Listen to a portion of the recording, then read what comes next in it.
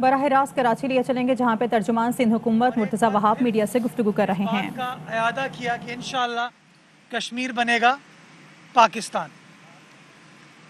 दूसरी जो corona virus के हवाले से सिचुएशन है, इसके ऊपर भी थोड़ी सी बात करनी है कि आज सुबह के अखबारों में अगर आप नज़र डालें, जो लेटेस्ट पोजीशन है कोरोना वायरस की, वो ये है कि 9% पॉजिटिविटी तनासुब पाकिस्तान भर में पहुंच गया है। जो लोग कह रहे थे कि नहीं हमने चीज़ों को अंडर कंट्रोल रखा हुआ है, सिंध हुकूमत जल्दबाजी में फैसला कर रही है, सिंध हुकूमत गलत फैसले कर रही है, आज मैं उनसे सवाल पूछना चाहूँगा कि वो बात जो हम एक हफ्ते पहले कर रहे थे कि सिचुएशन आउट ऑफ कंट्रोल हो रही है, सिचुएशन बड़ी तशवीशनाक है, अगर बर वक्त फैसले ना किए तो ये किसी वक्त भी जो डेल्टा वेरिएंट है ये आग की तरह फैल सकता है। हमारी बातों का मजाक उड़ाया गया, हमारी बातों के ऊपर तनकीद की गई। मैं आज उन तनकीद करने वालों से ये सवाल पूछना चाहूँगा कि 9% जो पॉजिटिविटी का तनासुब है, क्या इत्मीनान बख्श है? अभी भी आप यही कहेंगे कि सिंध हुकूमत ने जो फैसले किए थे वो गलत थे? पिछले 24 घंटों में पाकिस्तान में, और ये 9% का जो मैं तनासुब बता रहा हूँ, ये पिछले कई महीनों में एक बहुत बड़ा नंबर है। पिछले 24 घंटों में 60 अफराद पाकिस्तान में अल्लाह ताला को प्यारे हुए हैं। ये NCOC के फिगर्स हैं। ये नंबर्स आपको बार बार बता रहे हैं कि सिचुएशन कितनी तशवीशनाक है, सिचुएशन कितनी ख़तरनाक है। अगर हमने बर वक्त फैसले नहीं किए, अगर हमने आज जिम्मेदार तरीके से अपना काम नहीं किया, मैं एक बार फिर उन लोगों को कहना चाहूँगा जिनका काम सिर्फ तनकीद करना है, जिनका काम सिर्फ मनफी सियासत करना है, जिनका काम सिंध के हवाले से कोई चाइना कटिंग का मंसूबा करना है, सियासी चाइना कटिंग, मैं समझता हूँ उनको कोविड के इशू को प्रायोरिटी देनी चाहिए। उनकी सारी पॉलिसी इस वक्त जो है, सारी हिकमत अमली अपनी कौम, अपनी आवाम को इस वायरस से बचाने के हवाले से होनी चाहिए। सिंध हुकूमत अपनी आवाम को, अपने बसने वाले शहरियों को इस वबा से बचाने के लिए मुतहर्रिक अंदाज से काम कर रही है, प्रोएक्टिव अंदाज से काम कर रही है, और वैक्सीनेशन के अमल को यकीनी बनाने के लिए हम सिंध भर में और वैक्सीनेशन सेंटर्स खोल रहे हैं ताकि एक आम आदमी को वैक्सीन लगवाने में कोई दिक्कत महसूस ना हो और वो आसानी से वैक्सीन लगवा सके। अच्छी खबर यह है कि पिछले 24 घंटों में सूबा सिंध में 2,90,000 लोगों ने वैक्सीन लगवाई है। 4 अगस्त को सूबा सिंध में 2,90,000 लोगों ने वैक्सीन लगवाई है। ये सबसे बड़ा फिगर है। आप सब जानते हैं कि आज से 6-7 रोज़ पहले लोग वैक्सीन के ऊपर इतने कंफर्टेबल नहीं थे, वो वैक्सीन लगवाने के लिए नहीं जा रहे थे, और डेली यौमिया कोई 50-60 हज़ार लोग वैक्सीन लगवाते थे। वो नंबर 50,000 से बढ़ा के 6 गुना इन 6 रोज़ में हमने तकरीबन 3 लाख तक पहुंचाया है। ये शो करता है कि सिंध हुकूमत सिर्फ लॉकडाउन, सिर्फ बंदिशों, सिर्फ सख्ती के ऊपर फोकस नहीं कर रही है। सिंध हुकूमत लोगों को एहसास तहफ़्फ़ुज़ फराहम करने के लिए मेडिकल एक्सपर्ट्स की एडवाइस के मुताबिक वैक्सीनेशन के अमल को यकीनी बना रही है। और मुझे खुशी होती है बताते हुए कि कराची शहर में पिछले 24 घंटों में 1.5 लाख अफराद ने वैक्सीन लगवाई है। 1.5 लाख हमारे 7 जिलों में। ज़िला जुनूबी में सबसे ज़्यादा लोगों ने वैक्सीन लगवाई है, ईस्ट में लगवाई गई है, सेंट्रल। और ये नंबर इंशाल्लाह, जैसे मैंने कल गुजारिश की थी कि नंबर 2.5 लाख क्रॉस करेगा, ना सिर्फ 2.5 लाख को क्रॉस किया बल्कि 2,90,000 पे पहुंचा। और हमारा टारगेट है इंशाल्लाह कि हम इसको 3 लाख क्रॉस करेंगे आज। हम ये नंबर्स क्यों एक्सीड कर रहे हैं? क्योंकि हमने जगह जगह वैक्सीनेशन सेंटर्स को स्टैब्लिश कर दिया है। कल कराची शहर में, जैसा कि मैंने पहले ऐलान किया था, हमारे जो मोबाइल हॉस्पिटल्स हैं, जो मोबाइल वैन्स हैं, उनको एक्टिवेट किया गया और कराची के मुख्तलिफ मकामात पर उन वैन्स को मूव किया गया ताकि लोग अपनी नेबरहुड में बैठ के आसानी से वैक्सीन लगवा सकें। और मैंने ख़ुद कल अंचोली का विज़िट किया जहां पर वो मोबाइल वैन काम कर रही थी। डिस्ट्रिक्ट सेंट्रल में 3 मकामात पर ये मोबाइल वैन काम कर रही है। डिस्ट्रिक्ट ईस्ट में 2 मकामात पर काम कर रही है। डिस्ट्रिक्ट साउथ में 2 मकामात पर ये वैन काम कर रही है। तकरीबन कोई 12 मोबाइल वैन्स हैं जो कि कराची में इस वक्त फंक्शन कर रही हैं। और उसके मुस्बित असरात आ रहे हैं कि आपने कराची शहर के अंदर 1.5 लाख का टारगेट अचीव किया। मैं सिंध में बसने वाले तमाम शहरियों का शुक्रगुजार हूँ। मैं तमाम इंतज़ामिया का, हेल्थ डिपार्टमेंट का, अपने हेल्थ प्रोफेशनल्स का शुक्रगुजार हूँ कि किस तरीके से वो मेहनत करें। और मैं मीडिया का शुक्रगुजार हूँ कि वो अपने चैनल्स पे लोगों को कायल करने की कोशिश कर रही है, लोगों को कन्विंस कर रही है कि आप अपने घरों से निकलिए, मास्क पहनिए और वैक्सीनेट कराइए। मैं कराची के अलावा आपको सांगड़ की मिसाल देना चाहूँगा। डेली 11-12 हज़ार अफराद का सांगड़ के अंदर वैक्सीनेशन हो रही है। उमरकोट में हो रही है, मीरपुर खास में हो रही है, हैदराबाद में हो रही है। सिंध के हर ज़िले में इस वक्त वैक्सीनेशन हो रही है। और जैसा मैंने आपको बताया, 1.5 लाख कराची ने टच किया और तकरीबन 1,40,000 अंदरूनी सिंध के बाकी ज़िलों ने टच किया। और हमारा टारगेट है इंशाल्लाह इस नंबर को 3 लाख से क्रॉस करके हम और मज़ीद बढ़ाएंगे। इस काम के लिए हमें मीडिया के ताउन की ज़रूरत है ताकि वो जो लोगों को कन्विंस करने का प्रोसेस है उसको जारी और सारी रखें। एक आम आदमी की मदद चाहिए कि वो लोगों को कायल करे कि हुकूमत वैक्सीन आपको प्रोवाइड करी है, जगह जगह आपके लिए आसानी पैदा करने की हद्दुल इम्कान कोशिश हो रही है। कुछ जगहों पे प्रॉब्लम आ रही है लेकिन उनको एड्रेस किया जा रहा है और इंशाल्लाह अगले 2-3 रोज़ में मज़ीद इसके अंदर बेहतरी आएगी। इसके साथ साथ जहाँ वैक्सीनेशन के नंबर बढ़ रहे हैं, जहाँ कोरोना वायरस की जंग में पॉजिटिविटी रेशो बढ़ रहा है, उसके साथ साथ महंगाई इस मुल्क में जिस तरह बढ़ रही है, इस वक्त एक आम आदमी परेशान है कि वो किस तरीके से कोरोना वायरस का भी मुकाबला करे। और ये जो अवाम दुश्मन पीटीआई की हुकूमत है, इसकी गलत पॉलिसीज़ की वजह से जो इस वक्त महंगाई हो रही है, उसको कैसे फेस करें। बहुत सारे लोग बड़ी बड़ी बातें करते हैं। मैं एक फिगर कोट करना चाहूँगा कि 1.4% जो एसेंशियल आइटम्स है ना, आपके फूड आइटम्स, उसमें पिछले 1 माह में यानी कि जून के मुकाबले में जुलाई में 1.4% इजाफा हुआ है।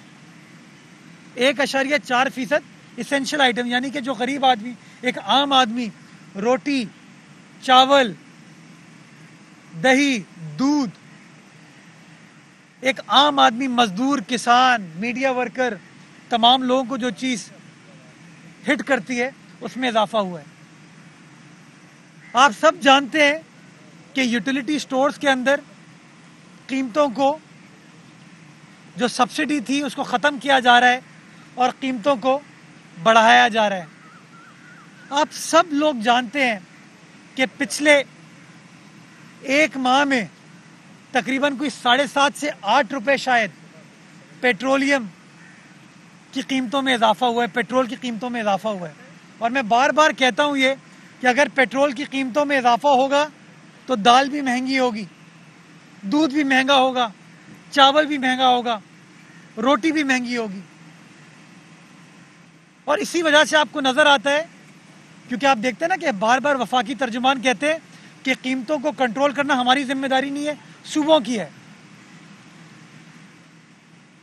पंजाब, खैबर पख्तूनख्वा, बलोचिस्तान, गिलगित बल्तिस्तान, कश्मीर, इस्लामाबाद, यहाँ तो इन लोगों की हुकूमत है। क्यों कीमतें कंट्रोल नहीं हो रही? कीमतें इसलिए कंट्रोल नहीं हो रही कि आप जब पेट्रोल की कीमतें बढ़ाएंगे,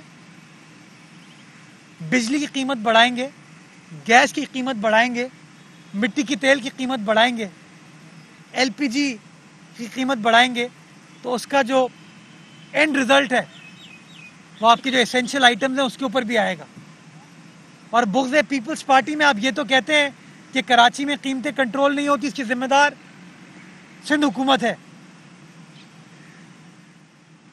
इस्लामाबाद में अगर कीमतें बढ़ रही हैं तो उसका जिम्मेदार कौन है? अगर लाहौर के अंदर कीमतें बढ़ रही हैं, पेशावर में, क्वेटा में बढ़ रही हैं, मुल्तान में बढ़ रही हैं, फैसलाबाद में बढ़ रही हैं, उसका जिम्मेदार कौन है?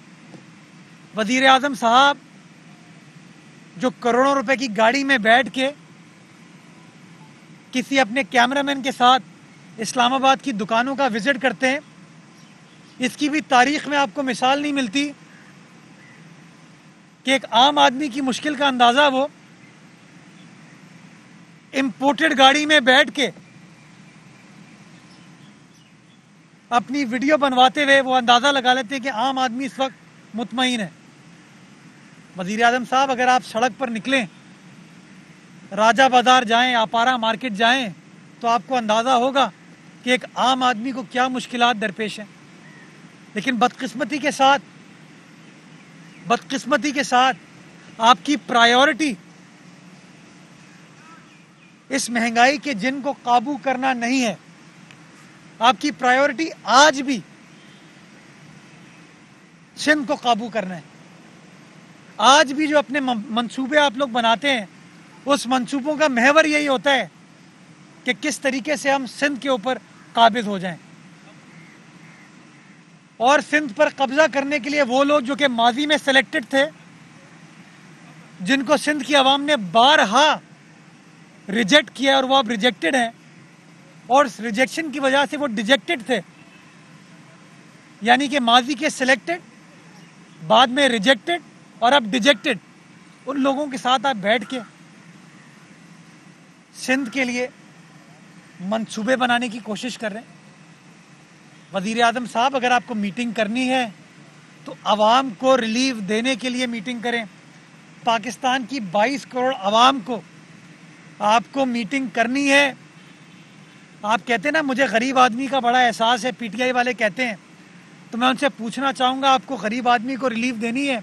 जो 8 साढ़े 8 रुपये आपने पेट्रोल की कीमतों में पिछले एक माह में इजाफा किया है, उन कीमतों में इजाफे को आप ख़त्म कर दें, एक महीने पहले की पोजीशन पर ले आएँ, आप महंगाई को कंट्रोल करने में थोड़ा कामयाब हो पाएंगे, गरीब आदमी को रिलीफ देने में थोड़ा सा कामयाब हो पाएंगे। लेकिन इस बारे में कोई मीटिंग नहीं होती, इस बारे में कोई बातचीत नहीं होती। अफसोस, सद अफसोस। जी, कोई सवाल जवाब है तो बताइए। ये बताइएगा साहब कि आपने कहा कि सिंध हुकूमत को काबू करने का, सिंध हुकूमत जिन है जिसको काबू करने की कोशिश की जा रही, और दूसरी बात ये कि वज़ीर आज़म उन लोगों को जिनको आपने रिजेक्टेड कहा और आप डिटेक्टेड हो गए, उनके साथ बैठकर वज़ीर आज़म कह रहा है कि सिंध में मंशियात के खिलाफ ऑपरेशन मरकज़ करेगा। क्या जुए के अड्डे पर वज़ीर आज़म छापे मरवाएगा? अच्छा, शायद पीटीआई को एक्सपर्टीज है मंशियात के हवाले से, शायद वो जानते हैं चीज़ों को ज़्यादा, इसलिए वो इस तरह की बात कर रहे हैं। आपको याद होगा कि मंशियात को माजी में इन्होंने किस तरीके से पॉलिटिकल विक्टिमाइजेशन के लिए इस्तेमाल किया था। आपको याद होगा कि नून लीग के एक लीडर को गिरफ्तार किया और इल्ज़ाम लगाया मंशियात के हवाले से, और बड़ी कस्में खाई गई, बड़ी बड़ी बातें की गई, लेकिन आखिर में अदालत के अंदर कुछ साबित नहीं हुआ, और उस शख्स को पाबंदे सलासल रखने के बाद आपने आखिर में अदालत ने उसको छोड़ा। तो आप क्यों बार बार इस तरह की साजिशें करने की कोशिश करते हैं? क्यों? आपको नज़र नहीं आता कि इस्लामाबाद में जो लॉ एंड ऑर्डर सिचुएशन की आप बात कर रहे हैं उसको हम तो सूबाई सिंध में कंट्रोल कर रहे हैं। आपको नज़र नहीं आता इस्लामाबाद में, आपके इस्लामाबाद में जहां आपकी डायरेक्ट हुकूमत है, वहां पर नूर के साथ क्या होता है, किस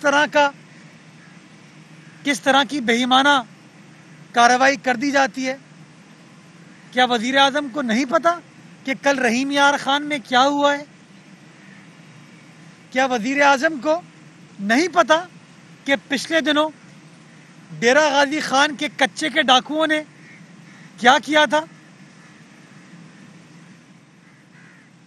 खुदारा हुकूमत को आईनी अंदाज में चलाएं, आहनी अंदाज में ना चलाएं। हुकूमत आईने पाकिस्तान इख्तियारात को बड़ा क्लियरली मेंशन करता है कि वफाक की क्या रिस्पॉन्सिबिलिटी है और सूबे की क्या रिस्पॉन्सिबिलिटी है। लॉ एंड ऑर्डर मेंटेन करना सूबे की रिस्पॉन्सिबिलिटी है। अगर आप सोच रहे हैं कि जिस तरह माजी में आपने नैब के जरिए और FIA के जरिए यहाँ पर पॉलिटिकल विक्टिमाइजेशन की है 3 सालों में और आप नाकाम हुए, आपने देखा कि उस विक्टिमाइजेशन ने ना सिंध के लीडरान की और ना सिंध के अवाम के हौसले ख़त्म कर पाई, तब आपने कहा कि मैं नैब के साथ FIA के साथ ANF को भी इस्तेमाल करूँगा इस काम के लिए। वज़ीर आज़म साहब, आपको मीटिंग करनी है तो लोगों को रिलीफ देने के हवाले से मीटिंग करें। आपको मीटिंग करनी है तो कराची की आवाम से जो आपने वादा किया था 162 अरब रुपए का और बाद में 1100 अरब रुपए का, उसके हवाले से बताइए कि कब वो तमाम चीज़ें होने जा रही हैं।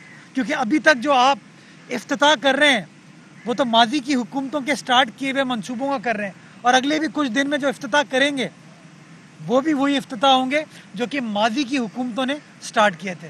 जी, आपने जिक्र किया महंगाई हो गई है, तो विफाकी हुकूमत तो कहती है कि मुल्क में सबसे ज़्यादा कारों की फरोख्त हुई है, आम आदमी बड़ा परेशान है, सारी कारें या आम आदमी खरीद रहा है, महंगाई है कहाँ पर? पाकिस्तान का मजदूर अब गाड़ी खरीद रहा है, पाकिस्तान का किसान अब गाड़ी खरीद रहा है, क्या पाकिस्तान का मीडिया वर्कर अब गाड़ी खरीद रहा है? अगर गाड़ियां कोई खरीद रहा है तो वो ATM जो हैं इन लोगों की, वहीं पैसे की रेल फेल है जो इतनी ये लोग माशाल्लाह अरबों रुपए की टीके लगाते हैं पाकिस्तान की मईशत को, जिसका नुकसान एक आम आदमी को होता है। वज़ीर आज़म साहब, आपको लोग मिसगाइड करते हैं।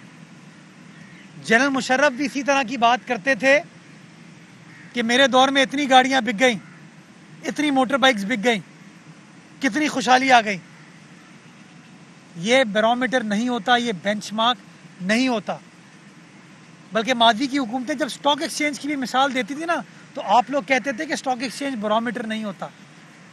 मैं आपको कहूँगा प्लीज़ चले जाइए F6 F7 की मार्केट, आपारा मार्केट चले जाइए, राजा बाज़ार चले जाइए, कराची आ जाइए, लियाकताबाद चले जाइए। आपको अंदाज़ा होगा कि इस वक्त पाकिस्तान के आम आदमी आपकी पैदा करदा महंगाई में पिसे हुए हैं। जो इस्तेहसाल एक गरीब आदमी के साथ, मिडिल क्लास के साथ आपके दौरे हुकूमत में, आपके इख्तदार में हो रहा है, ये अनप्रेसिडेंटेड है, इसकी मिसाल नहीं मिलती। और बजाय इसके कि आप उनको रिलीफ दें, आप कहते हैं गाड़ियाँ महंगी हो रही। मैं तो ये सवाल पूछना चाहूँगा, पेट्रोल आपने इतना महंगा कर दिया है, उस गाड़ी में लोग पेट्रोल कैसे डलवाएंगे? वो गरीब आदमी मोटर बाइक में पेट्रोल कैसे डलवाएगा? तो ज़रा खुदा का वास्ता है, अपनी बातों में तो एहसास है, अपने ऐलानात में तो एहसास है, अपने काम, अपनी काविशों में, अपने इक़दामात में एहसास पैदा कीजिए।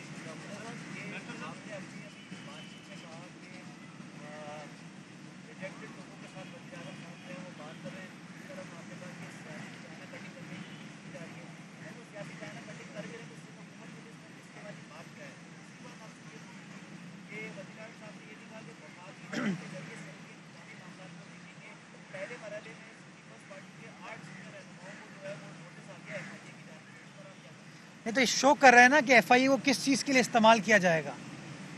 ये तो शो कर रहा है कि ये पॉलिटिकली मोटिवेटेड हरकत के लिए तमाम चीज़ें कर रहे हैं।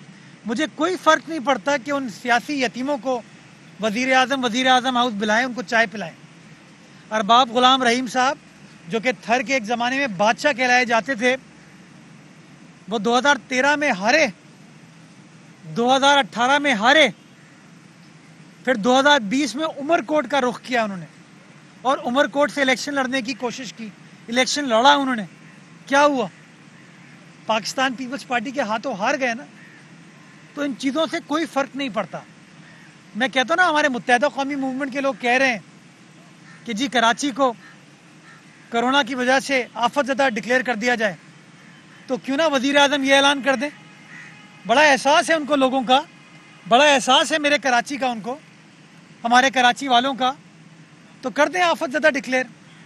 वज़ीर आज़म वो आदमी है, जब सैलाब आया था ना सूबा सिंध में, जब उमरकोट मीरपुर खास डूबा हुआ था, तो वज़ीर आज़म ने तो वहाँ का रुख नहीं किया।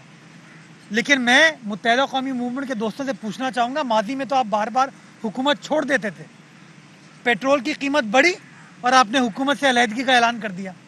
तो यहाँ तो पेट्रोल की कीमतों में एक बार नहीं कई बार इजाफा हो रहा है। वज़ीर आज़म ने कराची के हवाले से कई वादे किए, उस पर यू टर्न ले लिया। सेंसस के ऊपर आपकी बात नहीं सुनी गई वफाक ने, हमने तो, आप अपने मुकदमे से हट गए, हम पीपल्स पार्टी सिंध हुकूमत उस मुकदमे के साथ खड़ी रही और आज भी खड़ी है।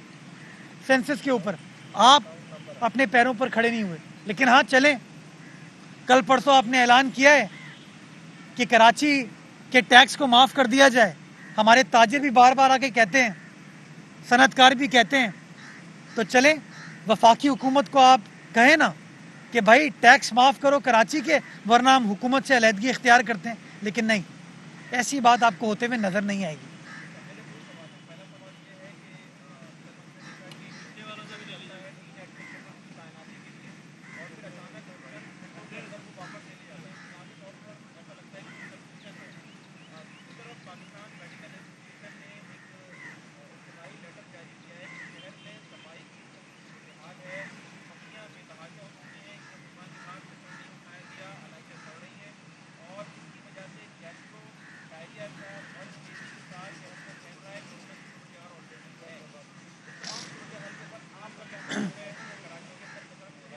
मैं सुबह सॉलिड वेस्ट के हवाले से मीटिंग करके आया हूँ और इस मामले को, ये जो आज अखबार में ख़बर भी छपी है, इसको मैंने उनके सामने इस इशू को रेज़ किया है। मैंने आपको बताया डिस्ट्रिक्ट सेंट्रल में प्रॉब्लम है और आप सब इस बात की तायीद करेंगे, आप खुद सेंट्रल के रहने वाले हैं, कि जो माजी में सिचुएशन थी उससे बहुत बेहतर सिचुएशन मौजूद थी। कल भी मैंने डिस्ट्रिक्ट सेंट्रल में एक जगह का विज़िट किया जहाँ पर कचरा होता था, आलाइशें होती थी। कल हम गए और मीडिया आपको दिखा सकता है वो वीडियोस कि बिल्कुल क्लियर हो चुकी थी जगह, उसको अब ग्रीन बेल्ट में कन्वर्ट किया जा रहा है। तो हाँ, प्रॉब्लम्स कुछ हैं, लेकिन उन तमाम प्रॉब्लम्स को रिजॉल्व करने के लिए जिस तरीके से हुकूमती इदारों को काम करने की ज़रूरत है वो काम किया जा रहा है। जो है एडमिनिस्ट्रेटर्स की तैनाती होती है, ये एक सियासी मामला है, कानून के मुताबिक किया जाता है, तो इंशाल्लाह उसको सियासी अंदाज से, इंतज़ामी अंदाज से हल कर लिया जाएगा।